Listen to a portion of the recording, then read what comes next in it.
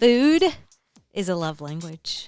Oh, it should be. Yes, Remember it is. we told Dr. Gary Chapman. Do you remember what we told him? I do. Yeah. To he just laughed at his us. face. We said, Dr. Chapman. There is a sixth love language that you missed, and we'll help you write the book. And he just laughed at us. He did. I don't know Kindly. why. He's such a kind guy. He's very sweet. Yeah. But he was like, yeah, okay. I said, but you could, like you said, we'll put our names on the book. You don't have to do it all by yourself. He can have top billing even. He can. Oh, for sure. Yeah. Yes. Gary Chapman with Don and Steve Plus. Yeah. Yeah. But I do believe, and I guess you could put that under acts of service or whatever. Gifts. I'm going to give your brother-in-law props. Okay. Oh, he is a phenomenal cook. Recently, we were the beneficiaries of some of his phenomenal cooking. He made homemade cheese. Right? Dude. Yeah. Dude.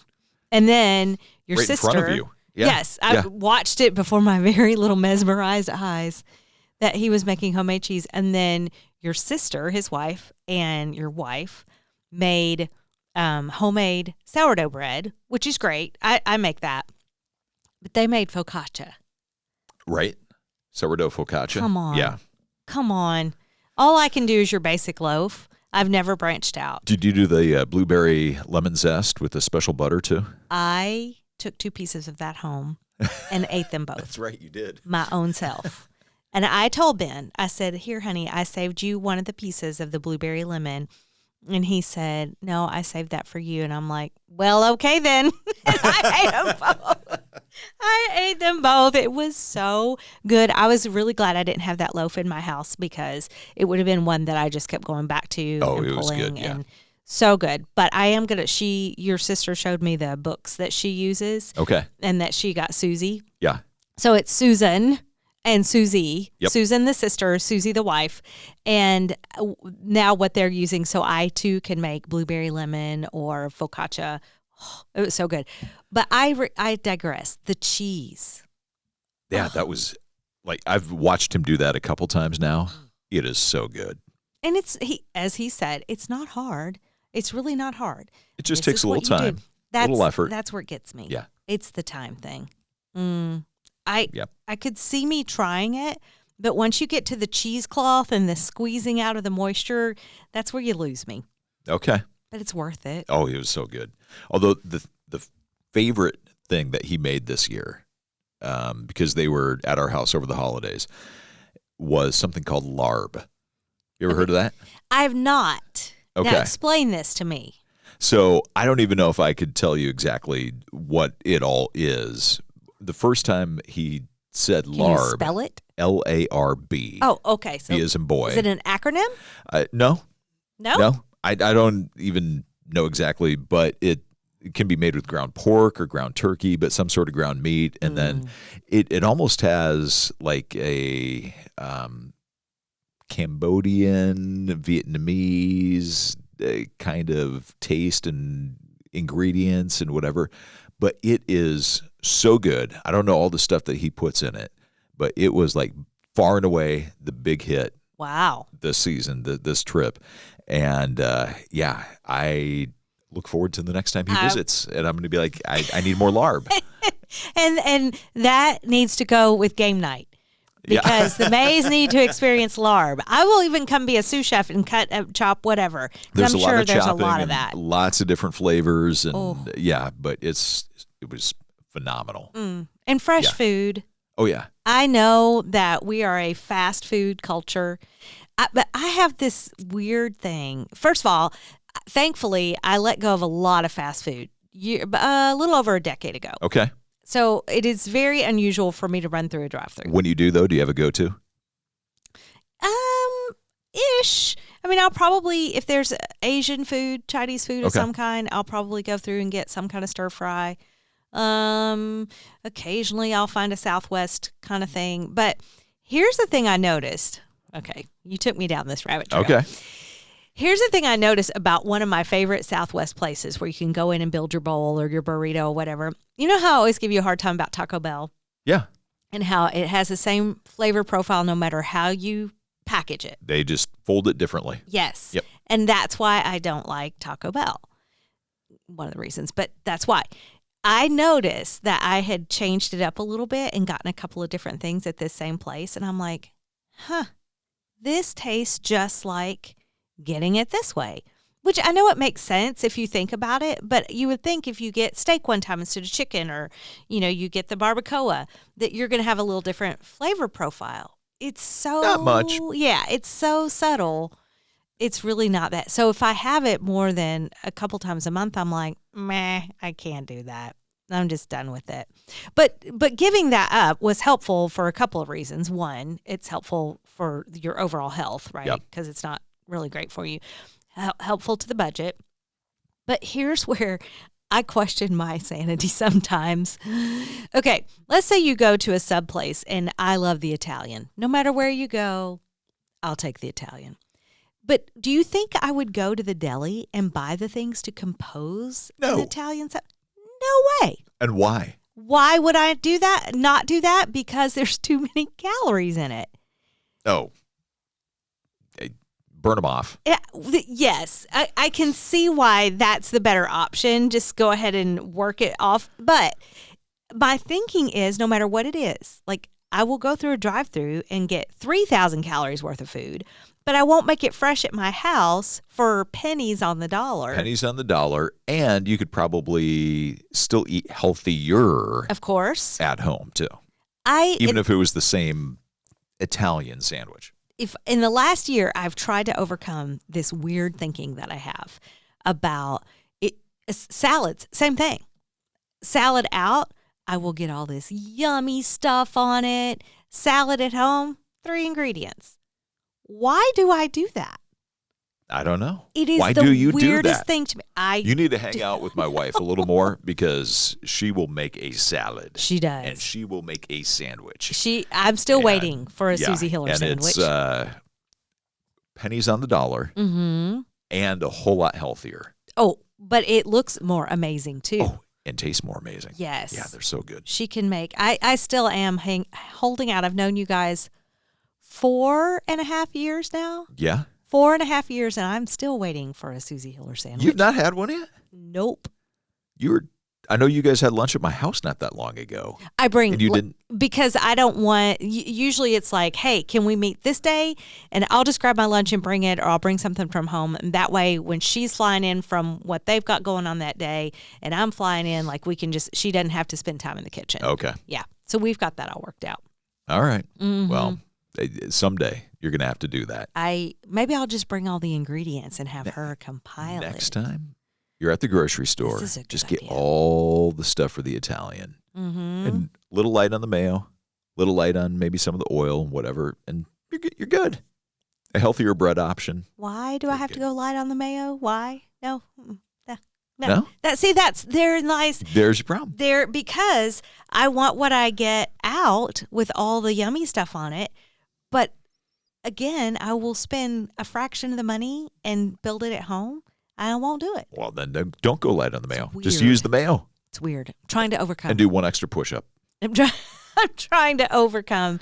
I know there's a lot of new things that are coming out, though, that people are, I'm like, who's trying to kill us here? Well, there's a lot of people who are trying to kill us here. Since we went down the fast food route for just a moment, we'll start with the fast food place. Chick-fil-A is bringing back key lime seasonal beverages. Oh. They have been absent from the menu since 2019. Did you have them before? I know that's your favorite, key lime flavors. I love key lime flavors, but no, I never. You didn't? Where we lived up north, oh.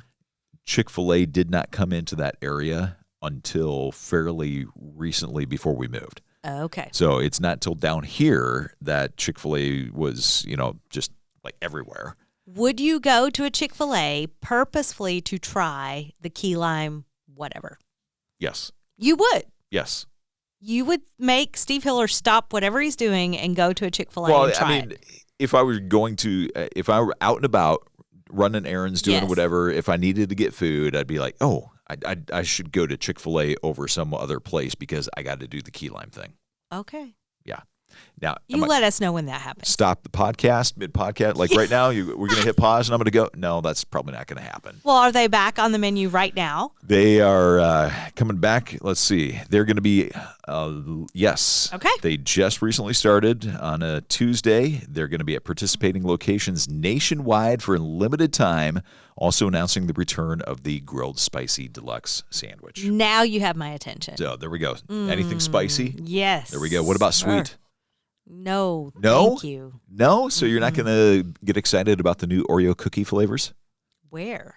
Well, they're out. Oh, like as of packages recently. of Oreos? Packages of Oreos are coming I out. seriously doubt it. They have the loaded cookies. They're now a part of the permanent lineup. They've got the mega stuff level of cream, but they have little bits of Oreo cookie pieces mixed in with the cream now. That's your loaded cookies. Oh, that's okay. They have the Irish cream thins. Again, Trying to go after the new. Girl Scout cookie market. I get, yeah, because here we go. Let's keep going. The Minis peanut butter. So with peanut butter cream filling, permanent addition to the Oreo team. The Oreo Bites, bite-sized frozen treats made with dairy. And it's the Oreo cream flavored center is dipped in chocolate, Oreo flavored coating, and that's going to be available at convenience stores nationwide. And then the Oreo mini bars are mini ice cream bars. Oh, okay. Thank you. I thought maybe that stores were setting up little Oreo mini bars where you can go in and Wouldn't that make be kinda kind of cool? like M&Ms. You know, if you've ever been into the M&M store, you can go in and make your own little bags of all the different colors, and they have every color. So I thought maybe we were doing little Oreo mini bars, but you're saying that's an actual product. It's going to be a Oreo ice cream bar that has the Oreo cream flavor based with Oreo cookie pieces dipped in a coating that also includes crushed Oreo wafer pieces available at nationwide grocery stores. Can they do it? Can they do it? Can they do it? Can they mimic the flavor of an Oreo in an ice cream bar? Why not? Absolutely. I bet it's pretty good, too. Sometimes when somebody messes with something, the original, Yeah. they cannot pull it off. What about Pop-Tarts? Are you a fan of Pop-Tarts? Oh, listen. My family has a long history with Pop-Tarts. Really? Long history. Long and sordid history? Or Yes. My son, he loved the brown sugar cinnamon ones. Before he could talk, as long as he could walk, he could show you what he wanted. Okay. And at one point, we were at my in-laws' home, my brother and sister-in-law. He got up early. He always was an early riser until he, was a teenager. He was an early riser as a kid. He somehow got Uncle Roger and Aunt Patty, pulled them by the hand to the car to take him to the store to get him some brown sugar cinnamon pie. Now, if you know my little precocious Micah, he was then. Yeah. And Aunt Patty comes home and she goes, I don't know. Somehow we were here, and the next minute we're at the store buying brown sugar cinnamon Pop-Tarts, and he didn't say a word. That's hilarious. Now, Way to go, son. That was actually that's pretty impressive. quite cool. I'm impressed. Now, does he like donuts? Oh, my boy. Uh-huh. Of course he does. Now he's 24. He's not 3 anymore. But No. yes. Now, you take a Krispy Kreme donut and Pop-Tarts, combine those together. They have the new Pop-Tart Frosted Brown Sugar Cinnamon Donut. Don't That is tell coming him. out. Yep. Don't tell him. Sugar donut dipped with the brown sugar cream cheese flavored buttercream frosting, Pop-Tart pieces on there. Not good. But not good. wait, there's more. We're not done yet.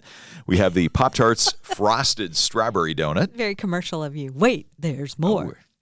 We have the Pop-Tarts Frosted Chocolatey Fudge Donut. Ooh, this sounds good. It's the original glazed donut dipped in chocolate icing, topped with brownie batter flavored buttercream, crushed frosted chocolatey fudge Pop-Tart bites. And Do you need a tissue? I see a little drool coming out over there. Kind of drooling right there. But yeah, Krispy Kreme and Pop-Tarts are excited to come together because they say we have a crazy good combination happening here.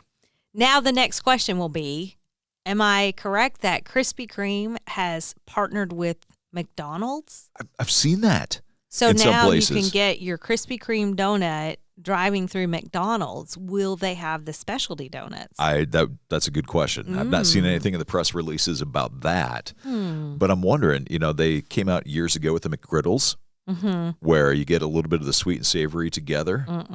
Forget the McGriddle anymore. Right. Krispy Kreme as your bun with that breakfast sausage and cheese. Yeah. Never could do the McGriddles either. You know, it's like my food is savory, my desserts are sweet. Do not fuse them. Absolutely. The only time that's Food okay fusions are great. is like a peanut butter pretzel combination. That's the only time the sweet and savory are okay in my book. Everything else needs to stay in their respective corners.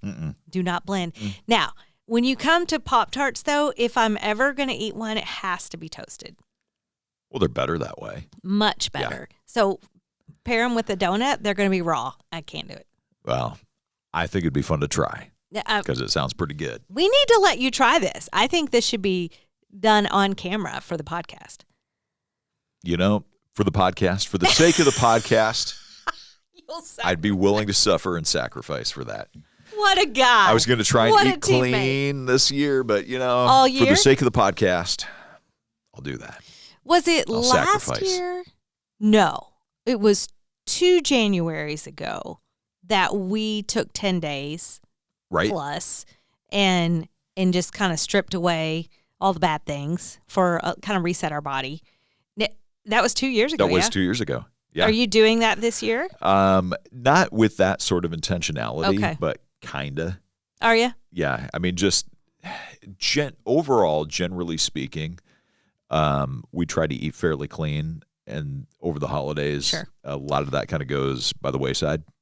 I am so upset. I can do it while I'm in it, but then when the holidays are over, I am so upset with myself for the amount of rich foods. And it's the amount. It's not the food necessarily. It's that if I go overboard with it, then by the time I get into the new year, I'm like, come on, do your best, Elsa, and let it go. Let it go. I'm trying. Move on. Well, you get back into the gym and all that helps reset your mind.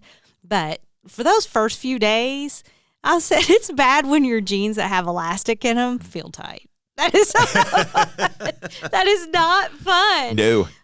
So yes, as you letting go of all that rich food, but it was. I mean, that's kind of part of the fun of the holidays. It is. So I said, embrace it for the season. Sure. And then, we're getting back onto gonna eat a little bit cleaner again. Mm-hmm. Yeah. You just feel so much better. Oh yeah. That's the bottom line, and it's good food. And then you'd mentioned getting back to the gym. Mm-hmm. Did you do that over the holidays, or are you? There's the other thing that you just, at the end of 3 weeks or whatever, you do not feel well because my schedule did not let me get in the gym very much. Yeah. Between a lot of friends that were coming and going through the house, kids that were there, my kids, our kids, but then getting back and forth to see my mom, because that takes a whole 12 hours of a day. Yeah. Not the travel, like travel. So yeah, no gym time, lots of rich food. I told you, elastic, tight, not good. Not good? Not good. Yep. But back at it. Good for you. Yeah. Oh yeah. Yeah. Have to. It's sanity for me. Yeah. We, spent the week of Christmas week we spent in Chicago. Mm-hmm. The week after that, we had a house full of people. My side of the family came to Nashville, and so it was multiple weeks of way too much food, way too much rich food, way too much sugar. The kids were having a detox on the sugar. Honestly, probably me too, a little bit. Yeah. And so, there's something about getting back into eating a little cleaner and getting back into the gym more frequently that actually I feel like I'm kind of craving that. Yes. Like, I'm not dreading that. Years past, I would have dreaded that. And this is one of the first years that I'm like, no, I actually am looking forward to eating cleaner and getting back into the gym because I know I felt better when I was doing that. It's true. And my bestie and I were talking about it just this week about making sure we get back to the gym because the endorphins, your brain just feels better, which makes your overall body and outlook on things feel better, makes you want to get into the Word and spend time with the Lord, like all the things that helps you reset. I won't say that I'm looking forward to getting back in the gym after being out for 3 weeks. I'm really not. Yes, I do feel better, but it's the pain that it takes to get back to it. I've already started back, and I kind of started slow because I go to these bar classes, BARRE, and What do you do? What is a bar class? so the premise behind it is you do small movements. So if you think about doing a bicep curl, Okay. okay, you would normally go all the way up with your dumbbell, right, in Yep. your hand. Okay, this you still do that, some of the exercises, but this, let's just say you hold your arm out and you do micro bends so that you exhaust the muscle faster. Okay. The workout is more intense in the muscle so you can do kind of fewer reps, exhaust it. Yeah, no, little, small, yeah, micro bends. Okay. So you do that with all the muscles, and depending on what. So some of them are true bar classes, some are Pilates suspension, which are the straps that are on the walls where you use body weight to do that. Bounce is my favorite. You're using rebounders, and so you can do bar or Those are like the little mini functional. trampolines. Okay. Yeah. Yep.